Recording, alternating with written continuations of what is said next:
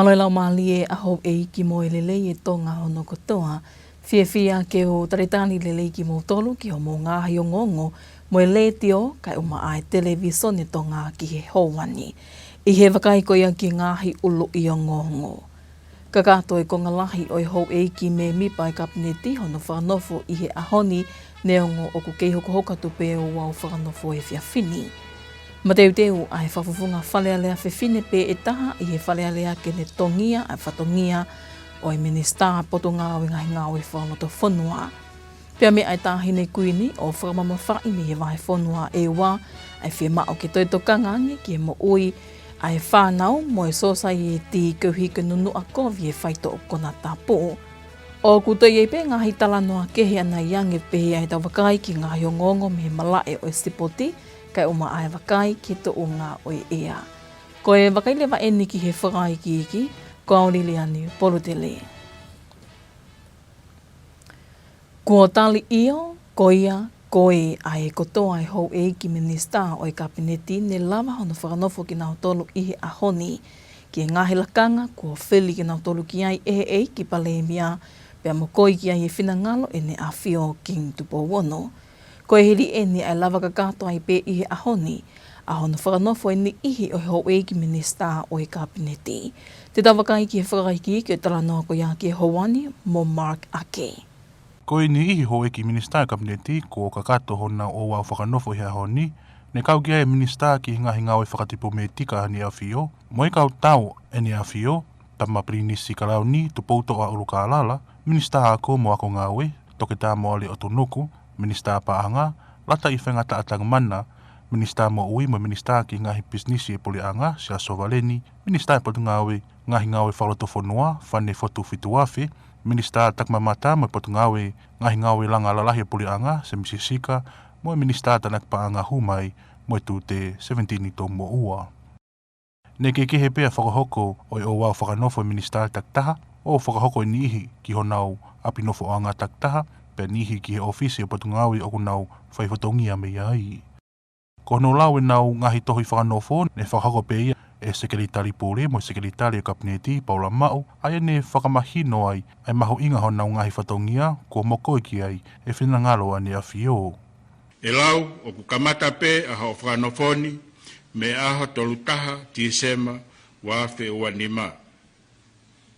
O ku ke mau kakato heni e ngahi mawhai me monu ia o e lakanga ko whanofo koi ki ai. O koutui te ke tari loto fie maari e whanofoni pe te ke whai o si kia velenga ai pe i he mea hono kotoa pe te ria e pureanga mo e whanua o hange pe koi ana e whai mai i he kohiri ange. Aia te tau whenga ai pe ke hoa mo tau mo e lao mo e koristu tone o Tonga. Whabon huafa ki ai, tupo wono, tui o e otu Tonga. Ko hono tuku atu o e ngongoni, o te eki ke whakakakato e o wau whakanofo e tokoni palemia, toke tā William Latu, pe heki minista o i potungau e ngō e mo e tautai, William Siswha. E to whakanofo lewa ai minista o potungau e whanua, mo e koloa whakai na tula, toke tā Daniela Fusmalo i he whalaite, o e wikeni pe. Mai le tio mo e televisione Tonga, ko au Mark Ake. Lora tonga e nine whakapapao i ai pe me he sekeritari pule mo e sekeritari ke kapineti, Paula mao ki hongongo ai le teo mo e televisione Tonga i he whiawhi ahoni, e whakahauka i pe he taimi hongo fulu pongi a pongi, hono whakafua ka wai ko i hou e ki minista o e kapineti, o whakahauko whakaloto whale pe whakataha ia mo e fuafua whakataha e ki palemia, no pele whawhanua mo i ne kapineti heli hono whili mo hono whanofo ki nao tolu ki o nao ngahi lakanga whaminista. Kua osia e tongani e tau wanoa waono, kana e mea e tahine kuinina na spau u ofa manatu ki he wahe whanua ewa mo tongani kotoa ai maho inga ki he kakai he whanua. Ke toi to kangange ki hona whakangata mo ta ofi e ngahi pea o tā o gune whawhi atungia e hala whanonga mo i ka hao e whanua. Ta te whito ki he tautupu mo e whanau ka koe upe sia kovi o kuhoko mi hono ngawe aki, mao, mono tu whaki ko ia whaito o Tongatapu i tongani. Ko hiri eni e mea e tāhine kuinina na spau O tō ai koloa ma ai wahe whanua e walorotonga eni ai o wau polo tu whawhetai ta o fo o wanoa wau no i he whare lotu whailoa ki anga o ohonua e ua i he whiawhi sāpate.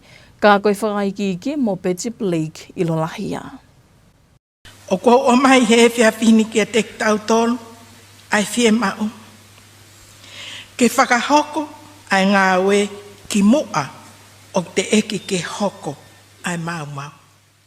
Ia me a tahina kuini na naspau una ni whamamawhai ai lea ni whakahoko e tui whakamaulahi o tonga ki mua. O whikau aki mui mahu ina koni stutoni ki whanuani, tau te whito ki whia mao ki mātu a tauhi whanau ni kakai o whanua, ke nau tokanga ngi ke nau whanau, moi me mipa katoa ho nau whamili, koe uhi, he ukalahi ngahi hia ke kehe kua hoko i he whanuani, pea kua pau ke whakahoko e nau ngā we o whakatatau ki e lao, moi koni stutone. Ka ko ene tokanga, koe uhi e tok whakahoko e tutu unia o i lao ki mui, ka kua os whakahoko e mau lao ia moi hia, kai tau te whito ki ono mo utamakia e whai to o Tongatapu ai mo ui ai whanau. O ko o mai he whiawhini ki a te tau tolu ai whie mau. Ke whakahoko ai ngā we ki mua o te eki ke hoko ai mau mau. O kui kai koe tuku mai ke toki are ai, ka au tuku mai ke whai lewa hanga au e ki ai. O whie mau ke tau tuku kotoa hake, ke tau i ai whiria kune mau mau i, e anga e nofo he whonuani. O tau i loi o hoko ia he kolo kotoa pe. Pea kakapau, e iai hawa he whanua te nau lava, ki nau tolu ia ke whakangata, ta ofi, tu usi, pe e lava ke wakai mai a ngahi whanua ke he o whai hanga au e ke whakangata ai mau mau koe ni. Koe uhi koe mahu inga ke oa e to o maa e tonga ni e palopalema o hoko me he whai to o Tongatapu, tāne mea ai o whakaha e palopalema ne hoko i siaina, tupu me he e nau whewhakatau aki, i he mahino koe whanua whewhakatau aki lahi eni i e ngahi tau lahi ki mua. Nai kau ki ai e nau whenga mai ki ngahi koloa a tongani, koe moko hunu, talengili ngā moe ahi, pe au ke iau mai pe ki ngahi a honi. Ka i he ngahi koloa a siaina ne nau whakatau atu ki ngahi whanua o mamani, ne kawai e nau koloa ti mo ngahi nau pe a siaina hange koe peleti, se puni, ipu mo ngahi nau pe he. Ka nai tutu une e mpola a siaina i he aho koia, ke totong silivat pe e nau ngahi koloa. I he ene pehe, nai whenga lahi ngai whanua lahi koe uhine si i e nau siliva, pea nau whakatawat lewa e nau whai to o Tongatapu i loa koe opium. Ai a uktokoni e ni ke mau me iai ai ngai whai to pea i he taimda tau o kovi ke mo ui ai tangata. I he mea ai tahine kuini, nai hoko e ni ke ngai aki e kakai o siaina, pea lahi me iai ai kakai ne mālolo, i he mahino, nā ne toha ki e mo ui ai kakai ke nau ngawe aki o i kai te lava ki ta ofi. I he ne pehe nai tūtu unia siaina ke tutu e ngai whai to o Tongatapu koe ni. Ne to iai pe mo i ngai whakai ki kehe whikau aki mo ka vingani, ka koe whaka amo tahine kuini ke whanongoa e ni e kakai o tongani, ai mālohi mo wesia o whatupu e whai to o Tongatapu ke mo ui ai tangata. Ko e ku o mi pe whakatata, he te tau pehe o kai koe mea lahi. Kana e hoko ia ke whanua lahi ko siaina, kana nau mo vete nai kai ke nau whakataha. Pea mau e whai to o Tongatapu, whai to o koe ni, opium. Koe whakatokanga ai tui whakamaulahi, eik whakamaulahi, tonga, koe konga ao. Hange pe koe lahi ho tau nima. Ka e alupe tai mimo ene lahi, o kāpui. Pea te ria na iai hawhai ngataa. Pea oho mai. He koe mea lahi o nau mamata ki ai ho tau whanua neong e tau masiva. Koe kere mo uilelei o tonga. Ka kou o mai pe koe whakatokanga, ko hui koe tau fo'ou. Pea neongo koe whakataanga e lotu, ka koe whakaamu ke a watu ki e loto i whamiri. O ku lawe ango fua e tau whanau mo tau tupu. Pea o totonu ke ai e tau ilo ke ngai mea au hoko. Te ria na hoko e ngai whakatamaki koe ni. Na e os hoko ke ngai whonua lai. Ia ne pehena ne uke whie mau ke siasi, ko lo mo whonua whakaluku fua, ke nau whengai aki whakataha i hono malu i whanau mo ka hau o Tonga me whaito o kona tapu. O kui kai koe ngā au e nia ke pure a ngāpe, ka au tau kau kātoa. Kai lava ke ngā au e o kamata he whamili, siasi, kolo, apiako, tau tupu, he ngāhi wheitu whakasosiare, he ngā au e anga he sipoti. Whakatawange ke tāpaki mai otua, ai ngā au e whau mo whai e wahe whanua ewa. Ke malu i ai whamiri, whanau tau tupu mo e kakai kotoa pe o wahe whanuani. Me he whaito o kona tapu, pea ke whakangata a ngā au e mo mau o kune whai ke whanua kotonga. Kai ke he mahino pē koe ka wenga o whaito o kona tapu, ko tātua lahi hono tautou whakamamawhai i Tonga ni, tau te whito ai tokanga lahi ki ai whano whakawhanua e ne awhio ke whaito o kona tapu i wanoa ua taha. Mai o ngonga li te omo televiso ne Tonga, ko au Betty Blake i Lolahia. O ku mateu teo e whakawafonga whalealea whiwhine pe e taha i he whalealea o Tonga. Ke ne tongia ai whatongia minista o e poto ngāwe ngahi ngāwe whaonoto whanua. Ko e ne pole i ene ai whatongia, i ene whakaha ki ho ngongo ai ledio mo televiso ne Tonga i ha whakaike ke makehe mo i whai o ngongo ai whaleni wahe whanua tau pola, te tawaka i ahi kia wahe whanua tau pola mo i whakaike iki. Ko hono whākia toi ni he sekeletali pule me sekeletali ki he kabineti, Paula Mau, ai doi whanofo o i whawhonga whalealea whiwhine pe taha o koluni he kau minista e tō taha kua ui ki he pule anga, whane whotu whituawhe ki he lakanga minista e potu ngā aue ngahi ngā aue whaloto whunua. Ko whane whotu whituawhe ko i whawhonga whalealea ia e wāhenga Tongatapu ono, pia ko i whiwhine pe ia e taha i he whalealea mo i kabineti o i tau whalealea mo i pule anga, wanoa wa ono, wanoa wa hiwa. Ia whae ke eke hanga tonu ai ngongoni mo whituawhe na ne me ai o whaha, ai ne hounga ia ke ne tongia e whatungia kua wiki ai he eiki palemia, no pele whawhanua.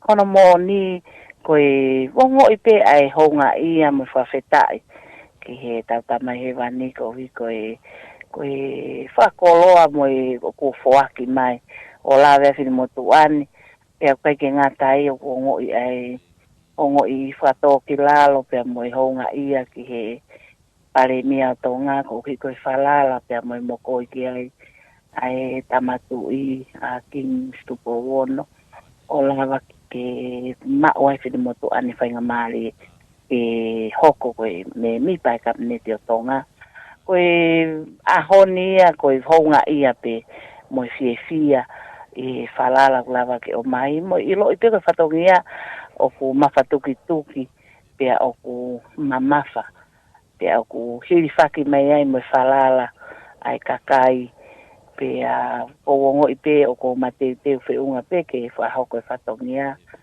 Koe pot ngawe ngahi whalot whanua whoki o kia i e wā ngawe ki he kehe o whamalmalu ai sipoti ma o ngawe ki muli ke kakai whiwhine koe kauwhainga tā ia tau tupu ka e pehe ki he tesi e kau takilotu. Ai ne te whaha e whituawhi ki hongo ngoni e ne mateu whiunga ki hono ngā wei ai potu ngā we. Koe whatongia whoki na te pole ki ai ke te hoko whawhawhonga whalearea. Pea magatu unga i te hoko whawhawhonga whalearea ku hau ai ui koe ni. Pea koe kia te au ka pau te eke mai ka te au pe ko mateu ki ai o pehe ko mateu whiunga pe. Te whakahoko i ngā ue koe ni. Mo fua whatongia ki he ngahi mea whakaloto whanua, ke sipoti, kakai whiwhine, o e tau tupu, pea mo ngai whaunga ke langa ki mua ke hākea ki. Pea toi tuupehe ngahi uma o nau tolgoi na nau whakahoko whatongia ki mua. O hoko atu ngai ngau e rei ko ia o teke ki mua. Ke hoko ai ngā ue koe te mau whahoko e potu ngā ue. Kua me aia ke langaki ai mau luta, pia mo e whakalaka, e ngai tare niti mo e mea whoak, o mai ke tau tupu, kakai whewhine, koe si poti, pia mo e ngai waa ngā ue, ko toa pia potu ngā ue. Ne toi mea whituawhi neongo koe whiwhine pia e taha i he whalealea mo i kapneti, ka kune toi ma teu kene ngā ue whataha mo e toi ngai kau hou eiki me mipatanga tai whalealea, mo e pule anga ki hono ngā ue i o e whonua.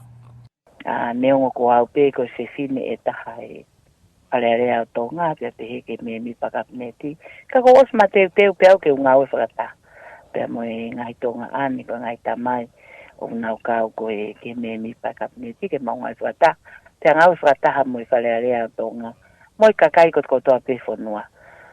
Ko hea ngai rei kuku whine mo tuani, mo e kutim ngā ue, i he mia te mau ngā ue i whakataha ia, ke hoko ia koa mea whawhiawhia. Ko hono whili koe ni o whituawhi ki lakanga minista e pot ngā ue ngahi ngā ue whaloto whonua, ko e hilia e nei kuna, ai whili e mahenga Tongatapu ono i he ahua noa Novemba e tau ko o si.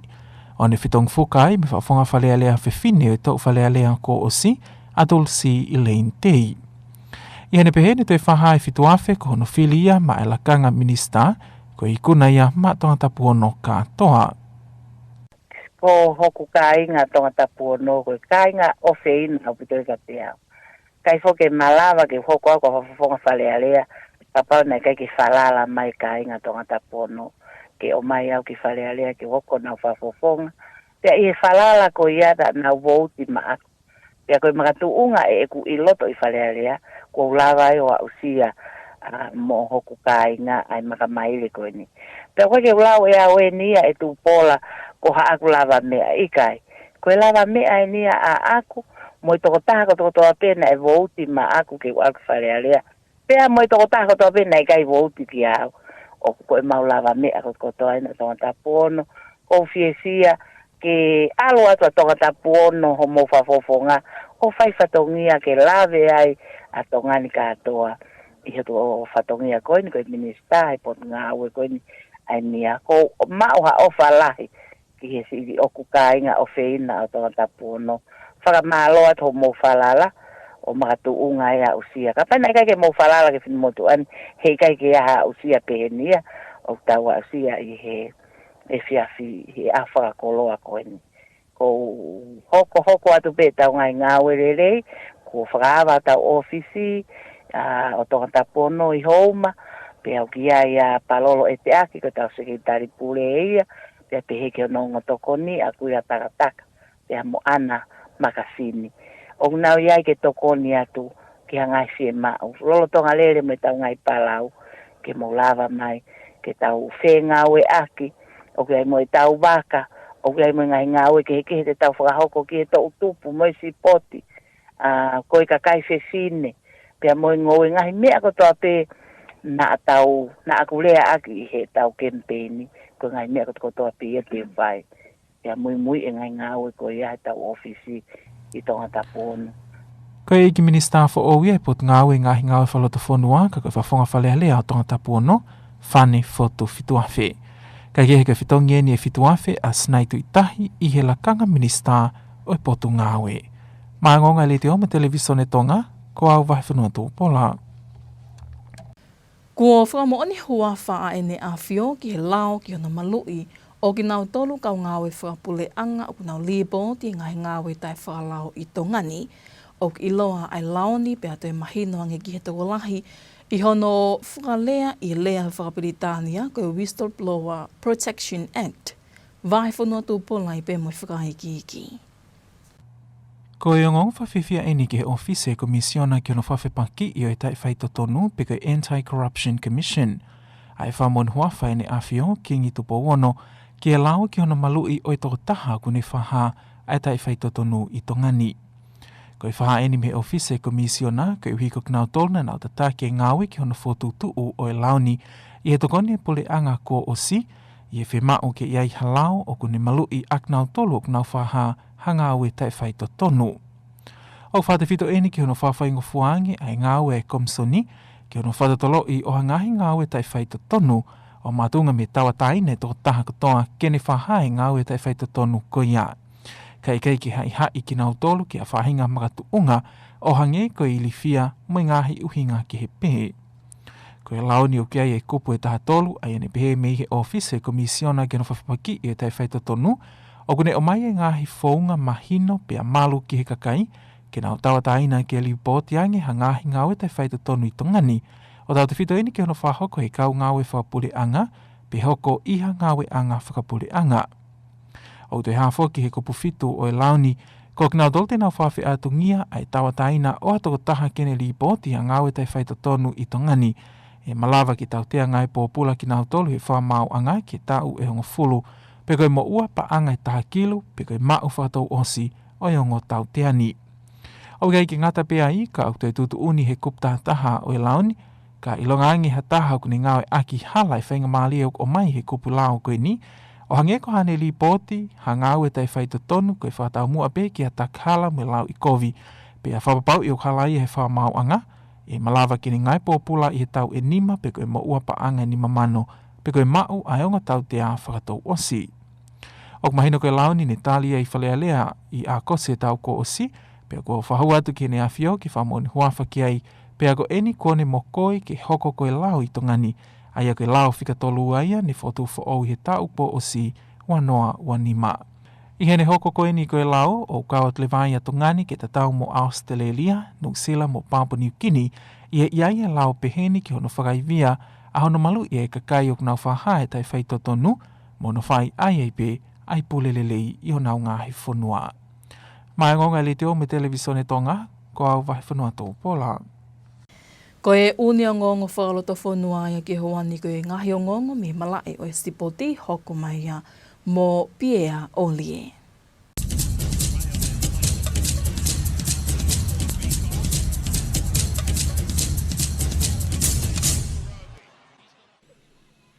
Malo mai tau ki whelonga ki koe wakai eni ki he malai o e stipoti. Ko hamusi he temi whakatahataha e waheloto a ipu e whiauhinga pōlu i unioni o e ohai ko pae poto, hiria ai whainolo pia mo e fitu i uka mea he whakasinga o e wike a ke kai koe tolu fitu ki he uahiva i he pāke niu eiki e ua. Ko e hiri eni hono whamamahi he kautoa me mataaho whataulua mua kai pēa ki sabata mo pētani ai fitu i uka mea i he whainolo o mālo e konga olua ki wāmamaa ki pe poine tolu ko e ua noa ai haurolotonga ki he tahawhitu a tufuwai. Kai rotonga nina e he taktau mai e maratolu whita mi waheloto, pe te lopo uhila mo vei mau whetuu, me he loke me sini kai whakawa mai a whinau pēuia i he tauntua a e timi ko ia waheloto, tokoni ki hono hamusi ai hau o e ua noa ua nima, ua noa ua no. Ko e moreni ai hau o e whiauhi, pea mei he awhinima e whala o taka mei homa, ka ku pehebea mei he whakututuku ai te mi makpila maake, ko pāo ke toi whoki mai he tauni, o sauni ai more ipu siriwa, pea mei he kōpate na e tauhi ai he tau ko o si. Ka he temne tau pēna e hikuna e whataulua e whiauhi li ki, whanau tāta tau tahani maa, pea awe ki he o haigo pae poto, ai whanau tāta tau taha walu, mo e panepaanga e tolu awhe, pea whaki whoki pea mono ipu.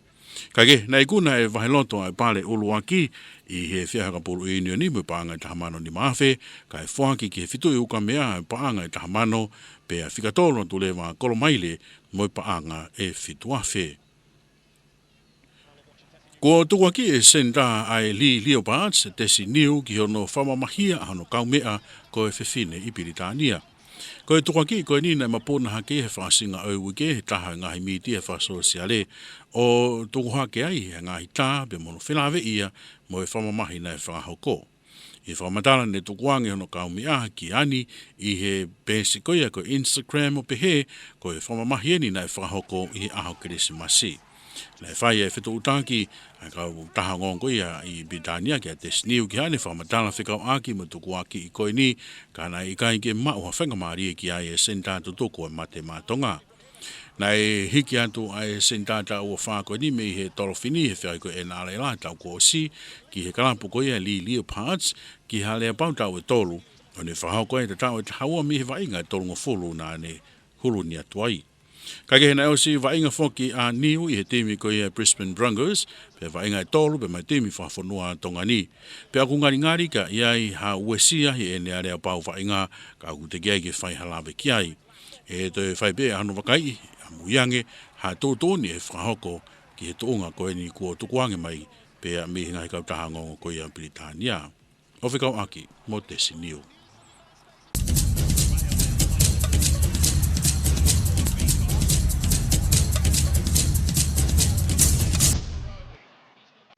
Ko e wakailewa e niki e toonga o e ea i hono tuku mai me wa wakai matangi e tonga i whamotu aia e tataki atu e pesa koila.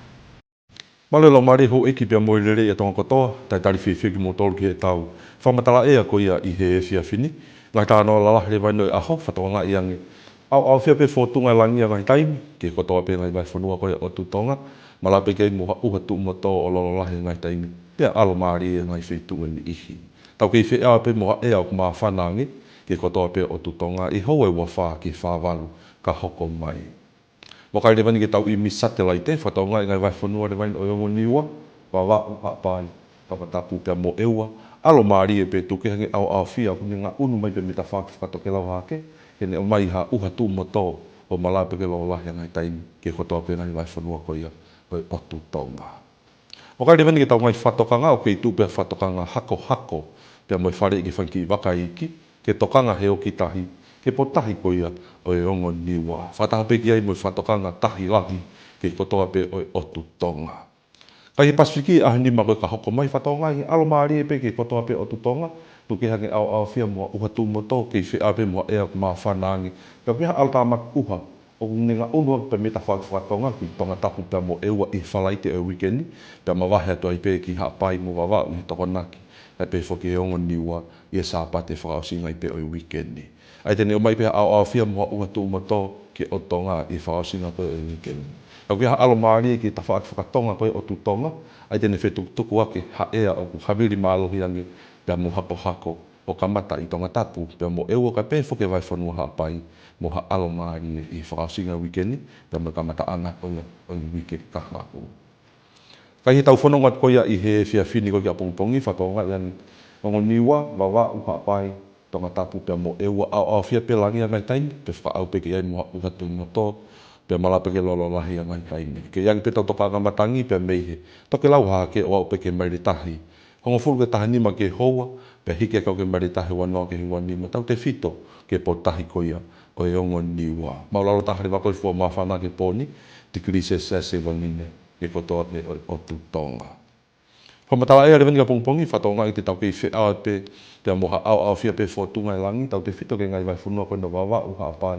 Tongatapu pia mo eua malape ke na uha tu mo tō holo a pongpongi.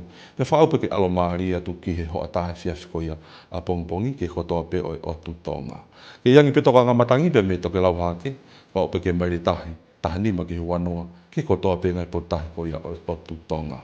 Malunga taha rewa koe whua mawhana ke pongpongi. Au pe ke tikiri se tau taha ki he o tu tonga. Tai mihua pe moi mamaha koe tahi. Whatonga ingi. Tahi lahi whakaosi a pō i he toi mite nima ki hongo fulu he pōni.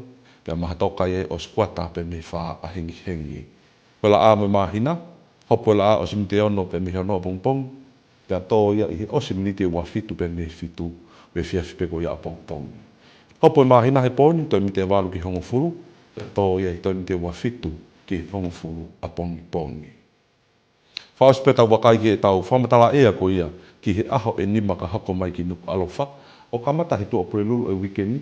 Ki he monite ko ia o wike ka hau. Whatonga iang te tau kei whia te mo au whia langi. Malape kei moha uha tu mo tō holo.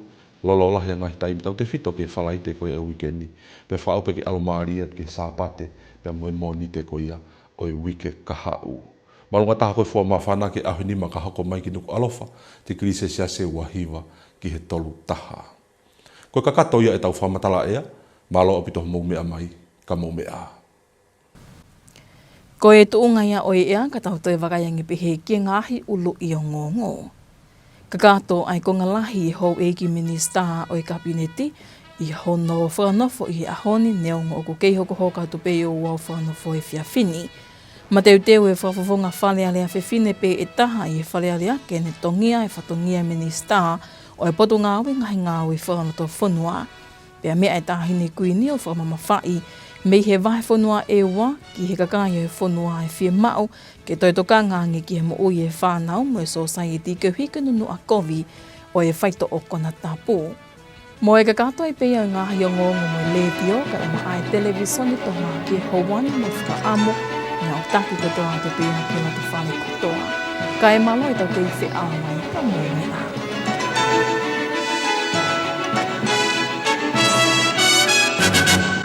Good evening and welcome to your English news with Radio and Television Tonga for the hour.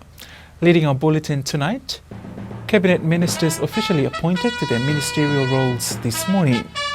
His Majesty signs the Whistleblower Protection Act into law, and the only female member of Parliament appointed as Minister of Internal Affairs. We'll have these and more stories later on in the bulletin with the latest from sports and the latest weather update. Now for the stories in detail, I'm Vahifunoto Paula. As the government ministries return to normal operations this week, a majority of the newly appointed cabinet ministers were inaugurated today following the appointment made by His Majesty King Tabo VI on the 31st of December 2025. The inauguration of a few cabinet ministers are ongoing as of this hour. More on that story with Mark Ake. Most of the cabinet ministers have been inaugurated, including the Minister of Foreign Affairs and His Majesty's Armed Forces, Crown Prince Tupoto'a Ulukalala, Minister of Education and Training, Dr. Moali Utunuku, Finance Minister, Lata Ifaingata Atagmana, Minister of Health, and Minister of Public Enterprises, Siasi Savaleni, Minister of Internal Affairs, Fani Fituwafe, Minister of Tourism and Minister of Infrastructure, Semisisika, and Minister of Customs and Revenue, Seventinito Mo'ua. Each inauguration was held separately, some in their residence and some in the office of their ministries. The letter of appointments to each of their titles was read by the Chief Secretary and Secretary to Cabinet, Paula. The letter shows that His Majesty King Tabo VI has approved to bestow the roles upon them, all effective on the 31st of December 2025. The letter also reads that all cabinet members will receive entitlements and privileges of their appointed roles. According to the letter of appointment, His Majesty conveyed his best wishes to all new cabinet ministers, and he believes they will diligently deliver and conduct their duty to the best of their abilities and in accordance to the law for the benefit of Tonga. Some of the ministers will be inaugurated this evening, which include the inauguration of the Deputy Prime Minister, Dr. Latu, and the Minister of Agriculture and Fisheries, William Sisfa. The inauguration of the Minister of Land and Natural Resources, Dr. Daniela Fusmalohi, will be held on Friday. While the inauguration process continues this evening, they will be sworn into Cabinet tomorrow.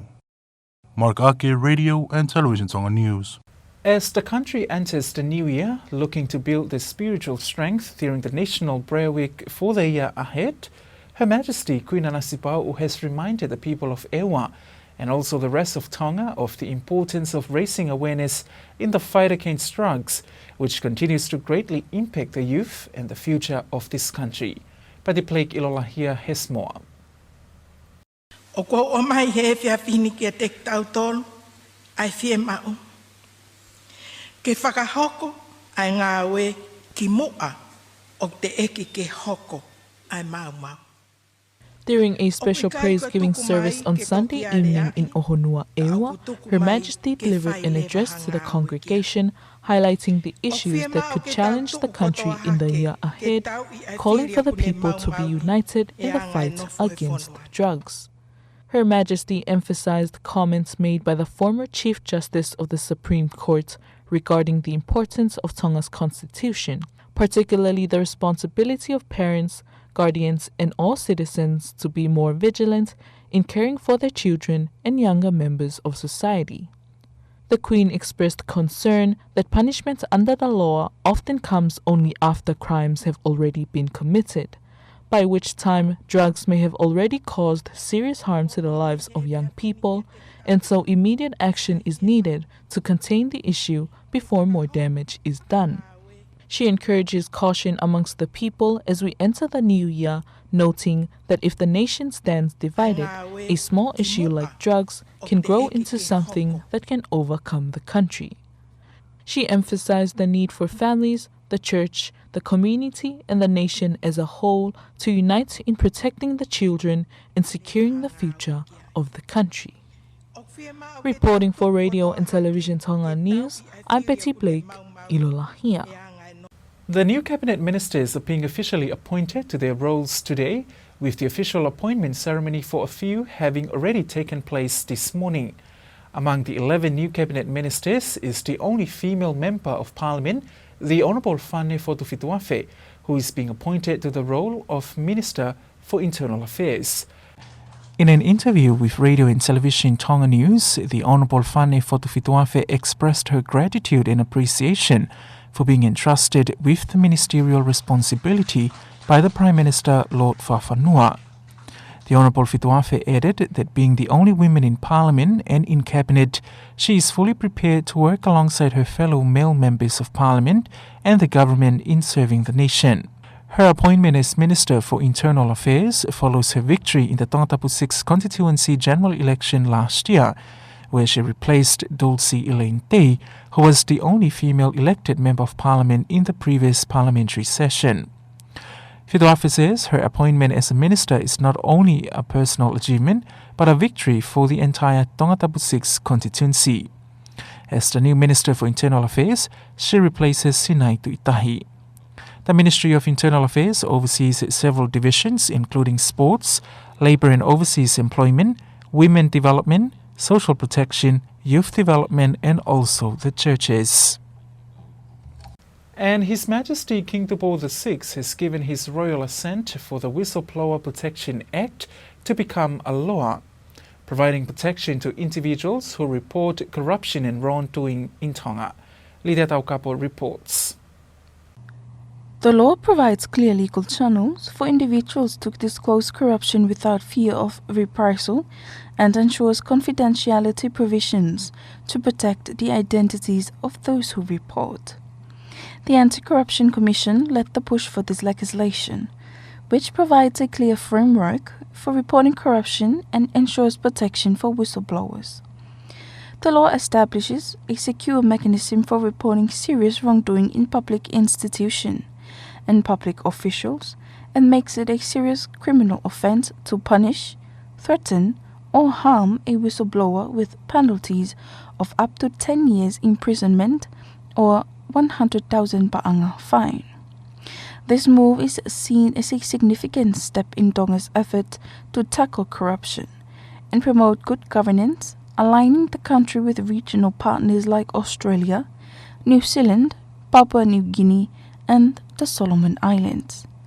Reporting for Radio and Television Tonga News, I'm Lydia Taukapo. And that's it from the local scene. Sports is up next after this break with Mark Ake. Stay tuned.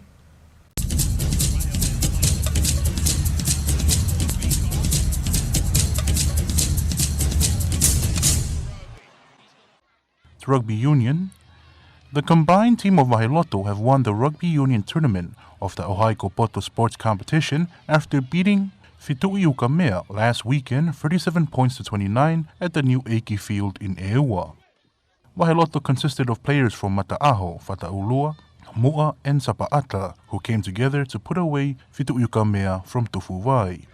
At halftime, Vahiloto led 20 points to 17. Players who stood out for Vahiloto included props Petelopo Uhila and Veimau Fetu'u, while Finau Peu from the back line was instrumental in their team getting over the try line.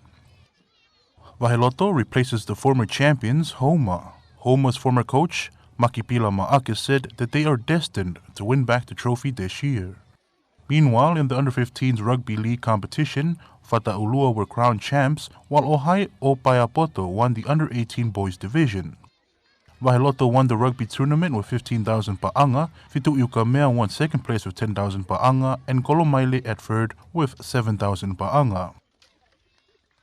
To Rugby League, Lee Leopards center Desi Niu has been accused of physical abuse by his partner. The allegation was made on social media on Saturday, along with images of damage said to have been caused by the abuse.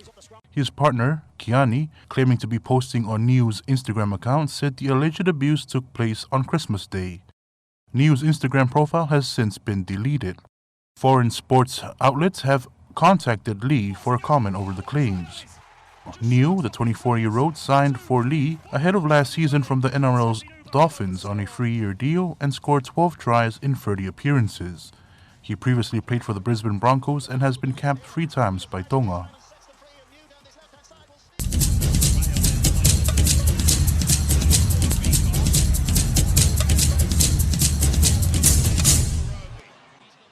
There was sports with Mark Ake.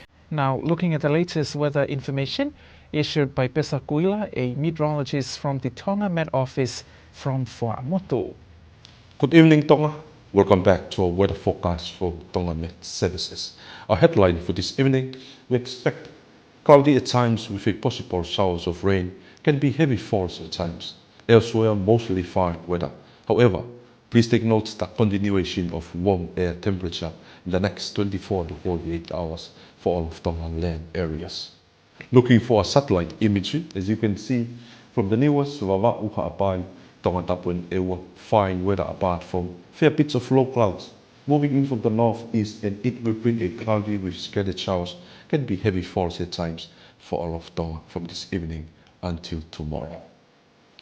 For current warnings for coastal waters, a strong wind warning and small craft advisory remains in force for the newest coastal waters, with an extreme high tide remains in force for all of Tonga coastal waters. Across the region the next 5 days, as you can see, cloudy at times with possible scattered showers for all of Tonga. But we are now concerned on this high pressure system moving from the southwest and pushing up a trough to approaching Tongatapu and Ewa this Friday, and continue to moving north for Wawa'u and Ha'apai this Saturday and to the Niwas for this Sunday. And this trough brings a cloudy with occasional showers, can be heavy falls at times for all of Tonga this weekend. But this high pressure system will prevail a southeasterly winds with a fine weather for Tongatapu and Ewa, and also by this Sunday and Monday early next week. Let's bring the weather closer to home into Island Division. From this evening to early tomorrow morning, we expect cloudy at times from the newest Wawa'u Ha'apai, Tongatapu and Ewa, with a possible scattered showers, can be heavy falls at times, with a northeasterly winds of reaching up to 15 to 20 knots and rising up to 25 knots, especially for the newest coastal waters. And the overnight minimum temperature of around 25 degrees Celsius for all of Tonga.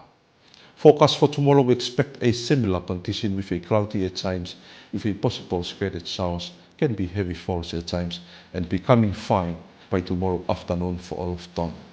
Northeasterly winds reaching up to 15 to 20 knots for all of Tonga coastal waters, and a maximum temperature for tomorrow of around 31 degrees Celsius for all of Tonga.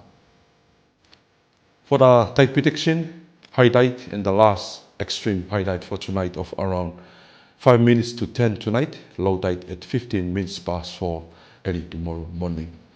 Sun and moon, sun will rise at 6 minutes past 6 tomorrow morning and will set at 27 minutes past 7 tomorrow evening. Moonrise 8 minutes to 10 tonight and moon set at 9:33 a.m. early tomorrow morning. Wrapping up with our 5 days outlook for Nuku'alofa.